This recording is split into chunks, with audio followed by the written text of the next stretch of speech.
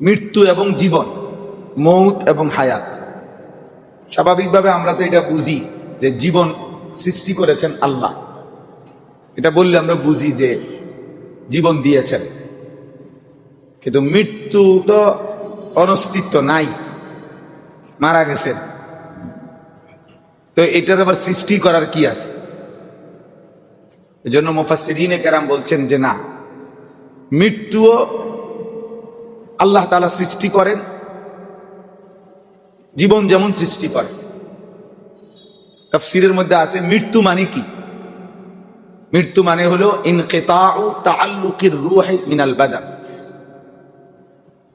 ওয়া মুফারাকাতুহা লাহা, শরীরের সাথে রূহের বন্ধন বিচ্ছিন্ন করে দেওয়া এবং রূহটাকে অন্যত্র স্থানান্তর করা, ট্রান্সফার করা,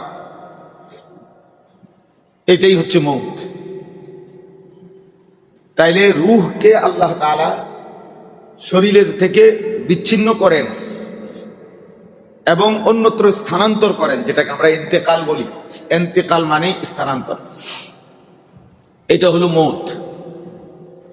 এটা আল্লাহ তাআলাই করে থাকেন। আবার হায়াত মানে কি? ইত্তিসালু রূহিল বাদান, শরীরের সাথে রূহকে সম্পৃক্ত করা, এটা হলো হায়াত। তাআল্লুকু রূহিল বাদান ওয়া ইত্তিসালু, শরীরের সাথে রূহের বন্ধন একীভূত করা, এটা হলো হায়াত। আর উভয়টাই আল্লাহ তাআলা করে থাকে, আল্লাহ তাআলাই করে থাকে। স্বাভাবিকভাবে সব কিছুর অস্তিত্বহীনতা, এটাই ছিল মূল। সেখান থেকে হায়াত দিয়েছেন, এটা হচ্ছে এর পরের স্তর। কোরআনুল কারীমের মধ্যে আল্লাহ তাআলা বলেন, কাইফা তাকফুরুনা বিল্লাহ ওয়া কুনতুম আমওয়াতান ফাআহইয়াকুম।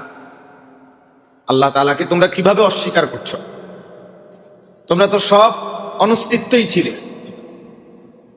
মৃতই ছিলে বলা যায়। অর্থাৎ তোমাদের তো কোনো অস্তিত্বই ছিল না, তোমাদের কোনো নাম, নিশানা, পরিচয়, ঠিকানা কারোই তো ছিল না। আহইয়াকুম, অতঃপর আল্লাহ তাআলাই তো তোমাদেরকে জীবন দিয়েছে। কোত্থেকে আসলা? তোমরা আসলা কোত্থেকে? তো এই সহজ কথাটাও কি তোমরা বুঝো না? আল্লাহকে অস্বীকার করছো। কোরআন কারীমের মধ্যে আছে, হাল আতা আলাল ইনসানি হিনুম মিনাদ দাহর লাম ইয়াকুন শাইআম মাযকুরা। মানুষকে আল্লাহ মনে করায় দিছে, তোমার উপর দিয়ে হে মানুষ, এমন লম্বা সময় পার হয়েছে যখন তুমি উল্লেখ করার মতো কিছুই ছিলে না। তোমার কোনো নাম, পরিচয়, হিসাব, আদমশুমারি, জরিপ কিছুই তোমার নামে ছিল না। এই পৃথিবীতে তুমি আসবা, এটা পৃথিবীর কোনো তথ্যের মধ্যে, কারো কোনো হিসাবের মধ্যেই ছিল না। আমাদের কারোই জন্মের আগে আমাদের কারো হিসাব পৃথিবীর কোথাও ছিল মনে হয়? নাই। লাম ইয়াকুন শাইআম মাযকুরা, তুমি তো উল্লেখ করার মতো কোনো বস্তুই ছিলে না। ইন্না খালাকনাল ইনসানা মিন নুতফাতিন আমশাজ, আমি আল্লাহই তো মানুষকে সৃষ্টি করেছি স্বামী স্ত্রীর মিলিত বীর্য থেকে। তাইলে আল্লাহ তাআলা বললেন, অনস্তিত্ব থেকে অস্তিত্বে এনেছেন, আবার অস্তিত্ব থেকে অনস্তিত্বে মৃত্যু দিয়ে থাকেন। সবটাই আল্লাহ তাআলাই করছেন, আল্লাহই করছেন। এখন প্রশ্ন হলো, আল্লাহ তাআলা বলেন, এটা আমি কেন করছি?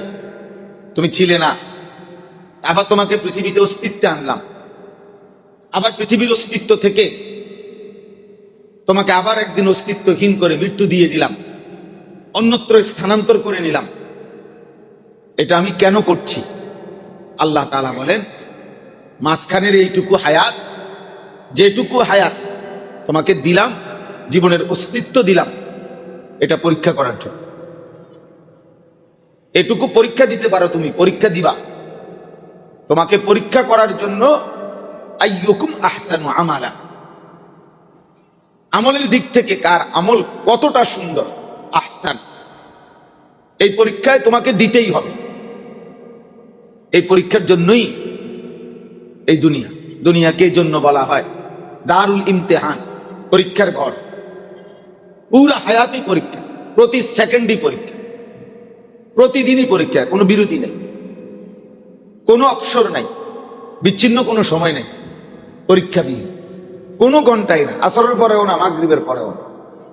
আমাদের জীবনে পরীক্ষার কোনো বিরতি নাই, 24 ঘন্টাই পরীক্ষা, পুরা হায়াতটাই পরীক্ষা।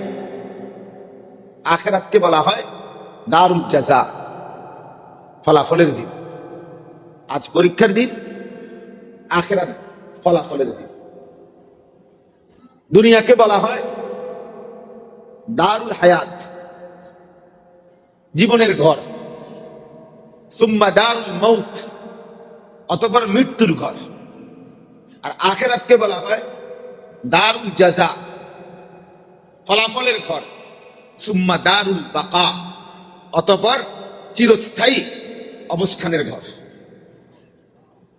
এখানে তুমি আসো ঠিক আছে, কিন্তু এই মৃত্যু হয়ে যাবে। ওইখানে তুমি ফলাফল পাবে, কিন্তু চিরস্থায়ী ভোগ করবে। ফলাফলও এমন না ক্ষণিকের জন্য ফলাফল, দ্বিতীয় সাময়িক পরীক্ষা আসলে আবার প্রথম সাময়িক পরীক্ষার রেজাল্ট বাতিল, এমন না। ফলাফল একবারই ঘোষণা হবে এবং সেই ফলাফল নিয়েই অনন্তকাল থাকতে হবে। ভালো হইলে ভালো, মন্দ হইলে মন্দ, জান্নাত হইলে জান্নাত, জাহান্নাম হইলে জাহান্নাম। এজন্য এই 4টা শব্দ তাফসীরের মধ্যে আছে। দুনিয়াকে বলা হয় দারুল হায়াত, দারুল মউত, জীবনের ঘর এবং মৃত্যুর ঘর।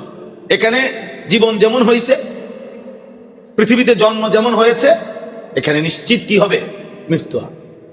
আর আখিরাত দারুল জাযা, দারুল বাকা, ফলাফলের ঘর, চিরস্থায়ী থাকার ঘর। ওয়াল আখিরাতু খায়রুন ওয়া আবকা। তো আল্লাহ তাআলা এই জন্য এটা বলছেন যে আল্লাহ তাআলাই মৃত্যু সৃষ্টি করেছেন। মৃত্যু একটি অস্তিত্বের বিষয় যেটা আল্লাহ তাআলা সৃষ্টি করেন। জীবন একটা অস্তিত্বের বিষয় যেটা আল্লাহ তাআলা সৃষ্টি করেন, এবং সেটা রূহের বাঁধন, দেহের সাথে থাকলে জীবন, আর রূহের বন্ধন দেহের সাথে না থাকলে মরণ। আর রূহটা কি? আল্লাহ তাআলা নিজেই বলছেন কুলির রূহু মিন আমরি রাব্বি।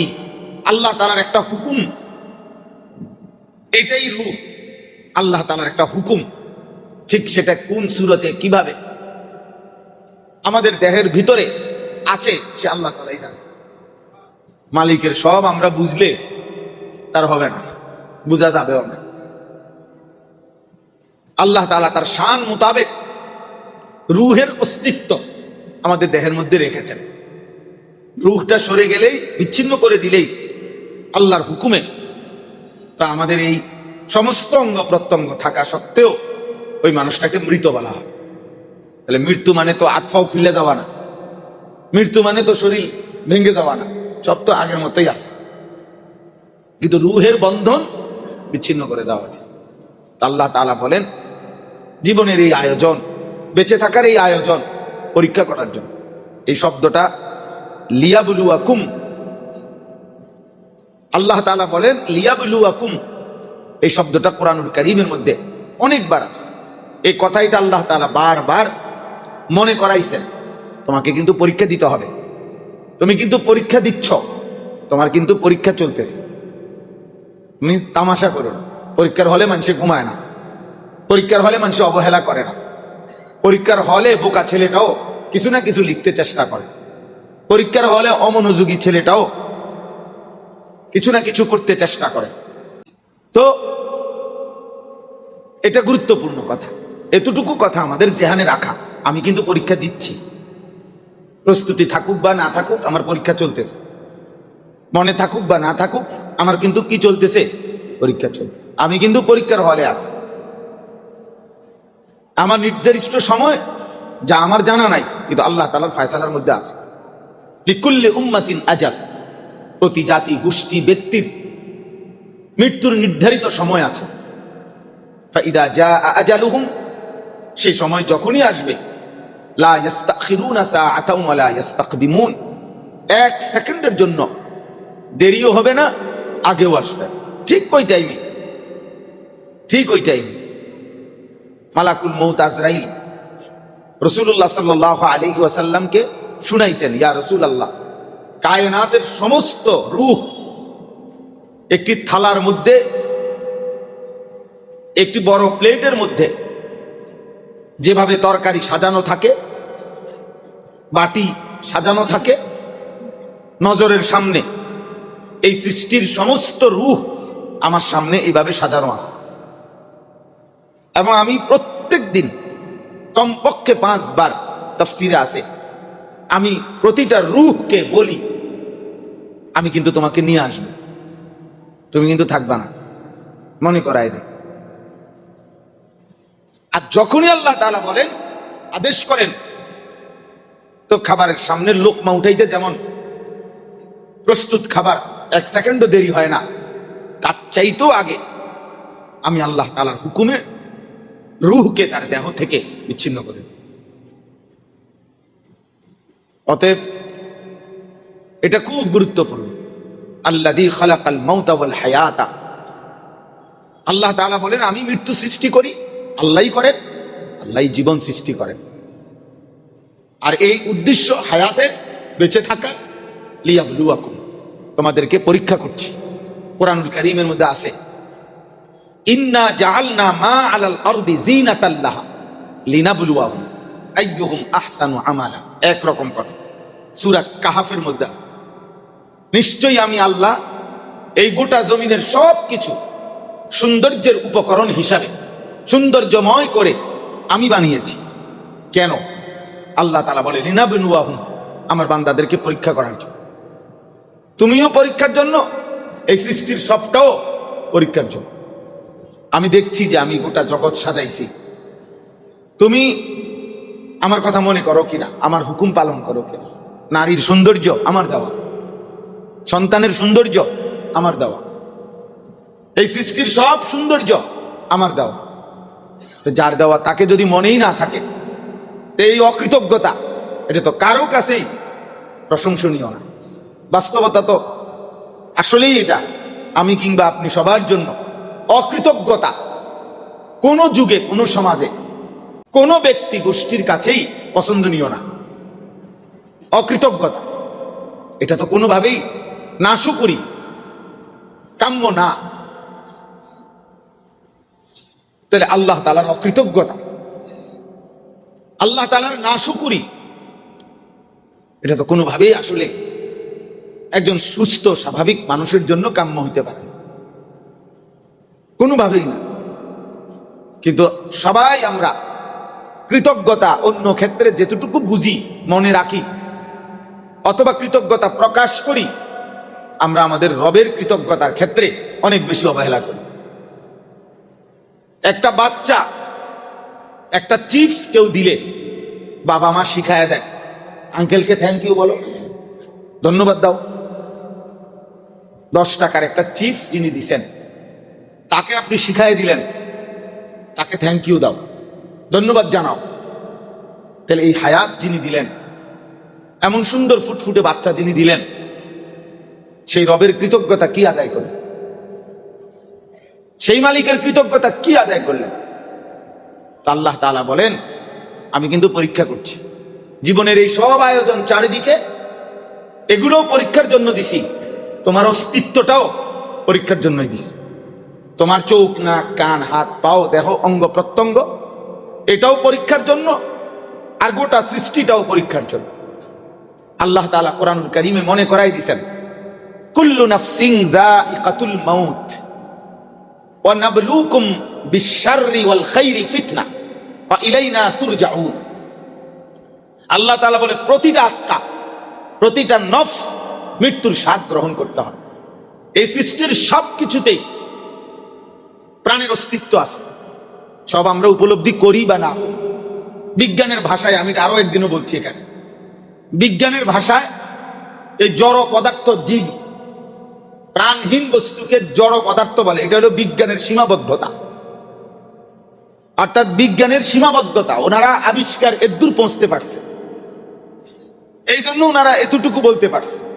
কিন্তু মূলত যত কিছু জড় পদার্থ আমরা দেখি, বলি, যেটাকে বলি, যেমন এইটাকে আমরা একটা জড় পদার্থ বলি, এগুলা জড় পদার্থ বলি আমরা, যে এগুলোর মধ্যে কি নাই, প্রাণের অস্তিত্ব নাই। কিন্তু কোরআনুল কারীমের বর্ণনা হইল এই সৃষ্টির যেখানে যা একের সাই যেটাই কিছু, ওটার মধ্যেই প্রাণের অস্তিত্ব আছে। এখন আপনি এটা একটা কিছু কিনা, যেটা বলে বুঝেন নাই, এটা কিচ্ছু না। কি এটা কিছু, তো এটা একটা কিছু না, যেটাই কিছু ওইটার মধ্যে অস্তিত্ব আছে। ওয়া ইম মিন শাইইন ইল্লা ইউসাব্বিহু বিহামদি। আল্লাহ তাআলা বলেন এখানে নাহুর কায়দা মানে আরবি গ্রামারের কায়দা অনুপাতে ইনে নাফিয়া অর্থ হলো এমন কিছুই নাই, কিছুই নেই, যাই আছে কিছু সব আল্লাহ তাআলার তাসবিহ আদায় করে। আল্লাহ বলছে তাহলে প্রাণের অস্তিত্ব যদি না থাকে তো তাসবিহ আদায় করে কেমনে, কিভাবে? ওয়ালাকিন লা তাফকাহুনা তাসবিহাহুম, তোমরা সব বুঝবা না। আল্লাহ বলছে সব তোমারে বুঝাইয়া আমি আল্লাহ চলতে হবে, তা বিষয়টা কি? আমনে আল্লাহ আমারে বুঝাইয়া চলতে হবে, ঠেকা, নাউজুবিল্লাহ। এই জন্য এই সৃষ্টির সব কিছুতে, জীবনের প্রাণের, হ্যাঁ, ক্ষুদ্র ক্ষুদ্র থেকে ক্ষুদ্র, সামান্য থেকে সামান্য, সূক্ষ্ম থেকে সূক্ষ্ম, দৃশ্যমান চোখে আমরা অনেক কিছু দেখি না, অনেক ক্ষুদ্র জিনিস, কিন্তু আমরা তো মেশিনের মাধ্যমে অসংখ্য ভাইরাস যেটা কিলবিল করতেছে দেখে, কিন্তু চোখে তো দেখে। তো তাহলে বোঝা গেল যদি চোখের পাওয়ার আরো বাড়ায় দিত তো সে তো আরো দেখত, সে তো আরো দেখত। কবরে আল্লাহ তাআলা ফাবাসারুকাল ইয়াউমা হাদীদ, কোরআন শরীফের স্পষ্ট আয়াত। আজকের দুনিয়ায় এখান থেকে এই চোখ ওই বিল্ডিং পর্যন্ত আমি দেখি, একটা সীমাবদ্ধতা আছে দেখার। যেমন এই যে আমরা উপরের দিকে তাকাইলে যে সাদা যেটা দেখি, এটা তো কোনো আকাশ না, এটা তো প্রথম আসমান না, এটা আমাদের দৃষ্টি সীমা, আমাদের চোখের সীমা এটা। এই সাদা যেটা উপরে মনে করি আমরা, এটা আকাশ, তো আকাশ না, আকাশ তো আরো বহু উঠবে, এ দূরে হইলে তো স্বার্থই। প্রথম আসমান তো আরো বহু উঠবে, অনেক উপরে, এটা আমাদের চোখের সীমা। কোরআনুল কারীমের মধ্যে আল্লাহ তাআলা বলছেন মৃত্যুর পরে কবরে আল্লাহ তাআলা তার চোখের পাওয়ার এতটা বাড়ায় দিবে যে এই কবর থেকেই সে জান্নাত কিংবা জাহান্নামের শেষ প্রান্ত পর্যন্ত দেখতে পাবে। ফাবাসারুকাল ইয়াউমা হাদীদ, সেদিন চোখের দৃষ্টি শক্তি পাওয়ার অনেক গুণ বাড়ায় দেওয়া হবে। তখন সে কবর থেকেই দেখবে হয় জান্নাত নয় জাহান্নাম। জান্নাতের দিকে তাকাইয়া জান্নাতি বান্দা বলবে রব্বি আকিমিস সাআ হাত্তা আরজিআ ইলা আহলি। আল্লাহ জলদি ইসরাফিলকে ফু দিতে বলেন, আমি আমার জান্নাতে ঢুকে যাই। আমার এনে বসায় রাখছেন কেন? ওটা আমারটা আমার যাইতে দেন। সুবহানাল্লাহ। আর নাফরমান বলবে রব্বি লা তাকুমিস সাআ, আয় কারীম আপনি ইসরাফিলকে ফু দিতে নিষেধ করেন, কিয়ামত ঘটায়েন না, ইসরাফিলকে যেন ফু না দেয়, নয়তো আমি এই জাহান্নামে কেমনে থাকি, কেমনে সইব। বিশুদ্ধ হাদিস, নবী সাল্লাল্লাহু আলাইহি সাল্লাম বলছেন। তো আমার বক্তব্য হলো এটা যে আল্লাহ তাআলা আমাদেরকে স্পষ্ট বলছেন যে সবকিছু মৃত্যুর স্বাদ, প্রতিটা প্রাণ, প্রতিটা আত্মা, এই সৃষ্টির সবকিছু মৃত্যুবরণ করতে হবে। একদিন এই সৃষ্টির অবস্থা হবে যে মাটির উপরে এক জাররা অস্তিত্বের কিছুই নেই, সব কিছুই মাটির অভ্যন্তরে পৌঁছে যাবে। ইসরাফিল ফু দিলে, আবার দ্বিতীয়বার ফু দিলে ওয়া আখরাজাতিল আরদু আসকালাহা, আল্লাহ তাআলা বলেন মাটির তলদেশের সবকিছু আবার হুবহু মাটির উপরে উঠে আসবে, মানুষও সম্পদ। তো আল্লাহ তাআলা বলেন ওয়ানাবলুকুম বিশ-শাররি ওয়াল খাইরি ফিতনা, তাহলে যেহেতু মৃত্যুর স্বাদ গ্রহণ করতেই হবে, তো আমি তোমাদেরকে হায়াত কেন দিলাম? তো এই একই কথা, আমি তোমাদেরকে ভালো মন্দ, সুখ দুঃখ, পছন্দ অপছন্দ উভয় রকমের জিনিস দিয়ে আমি তোমাদেরকে পরীক্ষা করছি। ওয়ানাবলুকুম, ওই লিয়াবলুয়াকুম, লিনাবলুয়াহুম একই শব্দ, কাছাকাছি শব্দ। পরীক্ষা করছি, কখনো সুখ কখনো দুঃখ, কখনো আনন্দ কখনো বেদনা, কখনো উচ্ছ্বাস কখনো বিষাদ, কখনো সচ্ছলতা, কখনো অসচ্ছলতা, কখনো শক্তি, কখনো দুর্বলতা। প্রতি মুহূর্তে তুমি চিন্তা করলে বান্দা, তোমার দেহের, তোমার শরীরের, তোমার অবস্থার পরিবর্তন দেখে তুমি আন্দাজ করতে পারো যে আসলে আমি শুধু আমার জীবনের নিয়ন্ত্রণকারী না। একটু আগে হাসতেছে, এখন ভালো লাগতেছে না। একটু আগে বললো মনটা খারাপ, এখন আবার হাসতেছে। তাহলে আসলেই তো বাস্তবতা হলো ভিন্ন কোন সত্তা, মালিক আমাদেরকে নিয়ন্ত্রণ করছে। আল্লাহ বলেন তিনি হাসান, তিনি কাঁদান। হাসান কে? কাঁদান কে? আবহাক, তিনি হাসান। মুখের হাসি আল্লাহর দান, চোখের কান্না আল্লাহর দান। কান্না যদি এত পানি, এটা যদি বিষয়টা এমনই হইতো আমাদের নিজের তৈরি, তো তাহলে এত চোখের পানি কই থাকে? হাসিটা কই থাকে? মানুষ যা হাসে, তো হাসিটা থাকে কই? কেমনে হাসে? মালিক চাইলেই হাসে, মালিক চাইলেই কাঁদে। ও আন্নাহু হুয়া আমাতা ওয়া আহইয়া, তিনি মৃত্যু দেন, তিনি জীবন দেন, তিনি জীবন দেন। সুবহান আল্লাহ তাআলা বলেন, বান্দা আমি কিন্তু পরীক্ষা করব, পরীক্ষা করছি। এই শব্দ এটা বারবার কোরআনে আল্লাহ উল্লেখ করছে।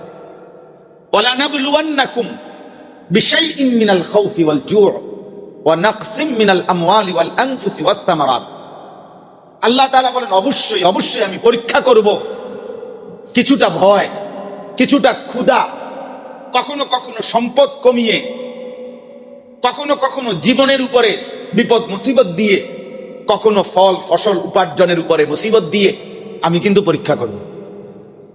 ওয়াবাশশিরিস সাবিরিন, আর প্রত্যেকটা মুসিবতে আমি আল্লাহর প্রতি ধৈর্যশীল বান্দাদের জন্য হে নবী আপনি জান্নাতের সুসংবাদ দিয়ে দেন। তাহলে পরীক্ষা করবে আল্লাহ বলছে, পরীক্ষা করবে। ওয়ালাকাদ ফাতান্নাল্লাযীনা মিন ক্বাবলিহিম, আল্লাহ তাআলা বলে প্রত্যেক যুগে যারা ঈমানের দাবি করেছে আমি তাদের পরীক্ষা নিয়েছিলাম। ফালা ইয়ালামান্নাল্লাহুল্লাযীনা সাদাকু ওয়ালা ইয়ালামান্নাল কাযিবিন, পরীক্ষা করে জেনেছি ঈমানের দাবিতে কে সত্যবাদী আর কে মিথ্যাবাদী। পরীক্ষা করছি আমি, পরীক্ষা করেই জেনে নিচ্ছি আমি আল্লাহ, এমনিতে না, এমনিতেই না, বেহিসাবি না। তাহলে আমাদেরকে আল্লাহ তাআলা যাকে যেটুকু হায়াত দিচ্ছেন, এই রাত, এই দিন, এই সকাল, এই দুপুর, এই রোদ, এই বৃষ্টি, এই আলো, এই অন্ধকার, এই শনিবার, রবিবার, সোমবার, আমাদের এই হায়াত, আমাদের এই ঘন্টা, মিনিট, সেকেন্ড পরীক্ষা, পরীক্ষা।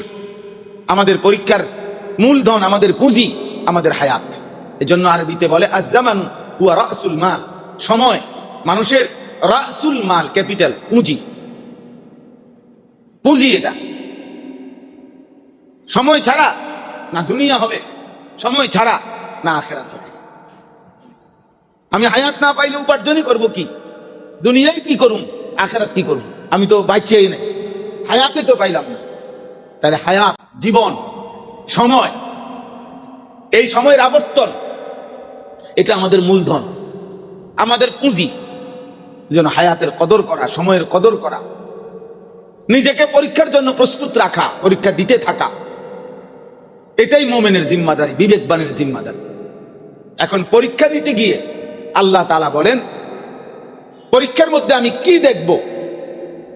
আইয়ুকুম আহসানু আমালা, যার যেদ্দুর ভাল লাগে, যার যেদ্দুর মন চায় এদ্দুর আমল করবা, না না, বরং প্রতিটি আমল সর্বোচ্চ সুন্দর কিভাবে হবে, কতটুকু সর্বোচ্চ সুন্দর করছো কিনা এই পরীক্ষা করছি।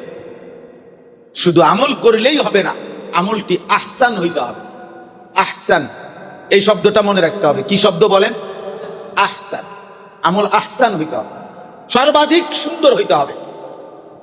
আহসান, সর্বাধিক সুন্দর হইতে হবে। প্রতিনিয়ত প্রাণান্তকর তোমাকে আরো সুন্দর করার চেষ্টা অব্যাহত রাখতে হবে। দাদা কইছে বানতাম দান, বানতে আছি উদা দান।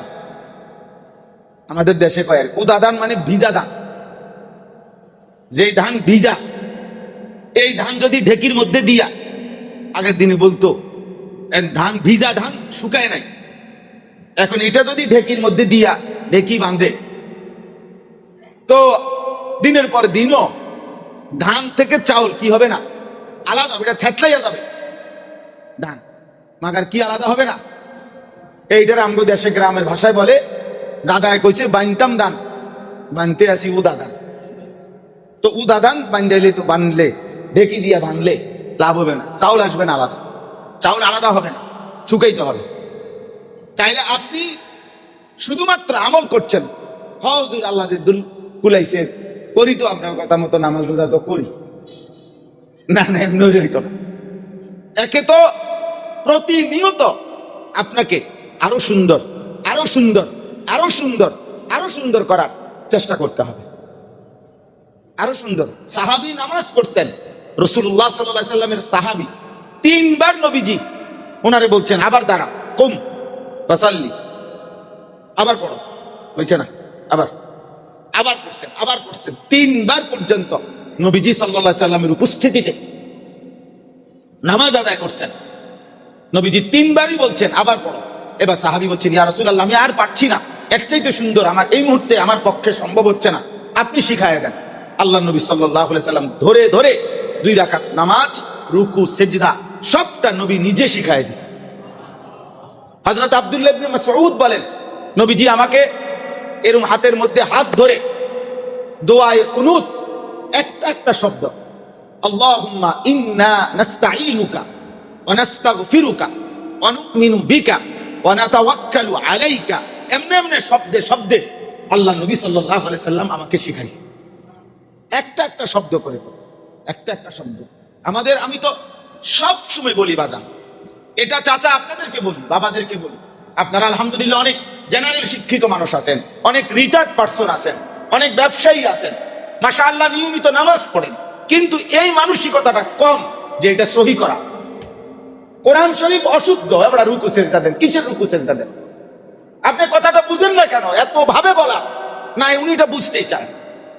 ওনার কথা হলে আমি এটা ঠিক করতাম না, আমি এমনি করুম, আপনার ভাল লাগে না, আমার ভাল লাগে না, আপনার তো কাম হইতো না, লাভ হবে না মিয়া, আপনার তাব্বাত ইয়াদা ভুল, আপনার আত্তাহিয়াতু ভুল, এটা আত্তাহিয়াতু শব্দ, আপনি আত্তাহিয়াতু কোন কেন? এটা হবে না তো আপনার, অশুদ্ধ পড়া আদায় হয় না, না এটা বুঝেন। কোরআন শরীফ শিখেন, আধা ঘন্টা শিখেন, 10টা মিনিট শিখেন, না না উনি আসতে গান আয়া যাবে, যত বলবেন না শিখতাম না, শিখবো না, আরে ভাইয়া না শিখলে হবে কেমনে বল? দিন শিখেন, যেমনে পারেন কেমনে আপনি ব্যবস্থা করবেন।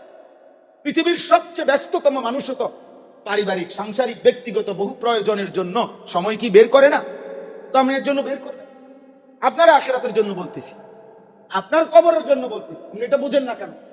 না এটা বুঝতে চায় অনেক মানুষ, এটা পাত্তাই দেয়। এই কেবল আমরা ভাব লয় নামাজ পড়ি, আরে শুধু ভাব নিলে হবে না, আমি তো সহি শুদ্ধ হইতে হবে। আমার সাফ কথাই, ও আমি টাকা 10,000 দিয়া বেহেস্তের বুঝ করেন না, এত খামখেয়ালি মনে করেন না। যদি দেই তো আমনে করে, তখন যা পারি আমনে করে তো দিয়ে যাচ্ছি, না না আমি বেহেস্তের টেন্ডার নিচ্ছি না, আমি নিজে দৌড়ের উপরে আছি। আব্দুল আজিজ ভাই নিলে নিতে আর ভাই, আমি না,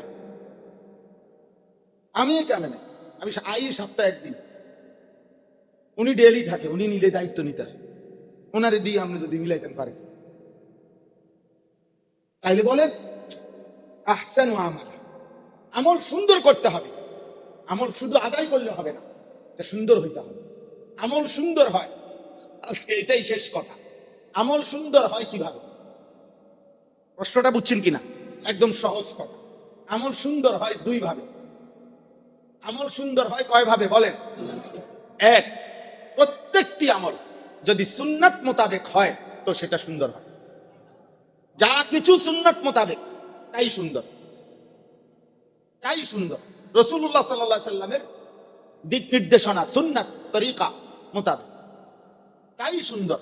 এর ভিন্ন আমল আপনি যত পাউডারে দেন এটার ভিতরে, আপনি যত মালিশে করেন তেল, সুন্দর হবে না। শরঈ দৃষ্টিতে আমল সুন্দর হওয়ার জন্য 1 নম্বর মানদণ্ড আসাহ, সহি হইতে হবে সেটা। আর সহি হবে কেমনে? মা কানা আলা সুন্নাহ, যা সুন্নাত মোতাবেক তাই সহি, যা সুন্নাত মোতাবেক নয় তা সহি নয়। ওটা পৃথিবীর মুসলমান একত্রে বললেও হবে, পৃথিবীর সব হুজুর একত্রে বললেও হবে। কি কি মোতাবেক হইতে হবে? আর 2 নাম্বার হলো যে এই আহসান সুন্দর হওয়ার জন্য দ্বিতীয় নম্বরে যেটা জরুরি আখলাস, অর্থাৎ একমাত্র প্রত্যেক আমল আল্লাহ তাআলার জন্য হইতে হবে। এই জন্য হাদিসের কি তাফসীরের মধ্যে আছে যে 2 জিনিস থাকতে হবে, আমলটি খালেস হইতে হবে, আর খালেস হবে মা কানা লিল্লাহ, যা আল্লাহর জন্য। তাহলে কোন আমল যদি শতভাগ আল্লাহর জন্য হয় তাহলে সেটা আহসান। কোন আমল যদি শতভাগ রাসূলুল্লাহ সাল্লাল্লাহু আলাইহি সাল্লামের সুন্নাত মোতাবেক হয় তা আহসান।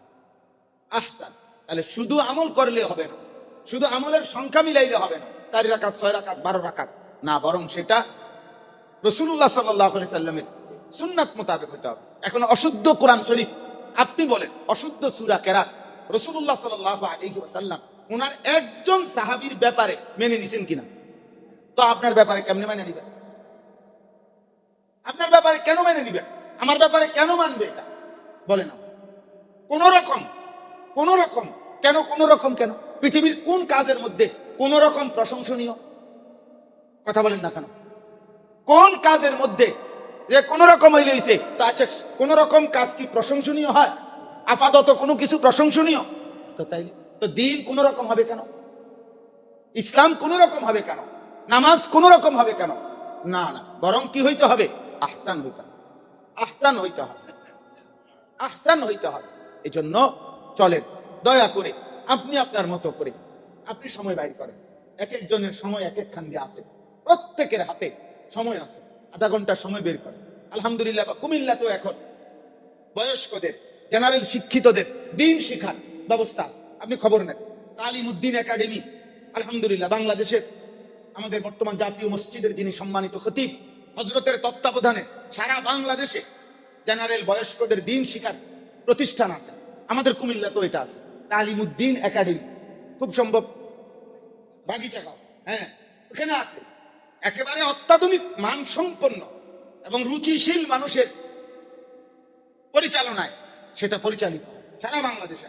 আরো বহু আছে, আপনি খোঁজ নেন। কোনো না কোনো ভাবে কষ্ট করে আপনি আপনার নামাজে যেহেতু পড়েন তো শুদ্ধ করেন, সূরা কেরাতে যেহেতু পড়েন এটা শুদ্ধ করেন, সুন্দর করেন। আব্বা বিষয়টাকে গুরুত্ব দেন, বিষয়টাকে পাত্তা দেন, খামখেয়ালি করবেন না। নিজের বিষয়, আপনার ব্যক্তিগত বিষয়, এটা আপনার আখিরাত, আপনার কবর, আপনার পরকাল, আপনার ভালোর জন্য বলছি।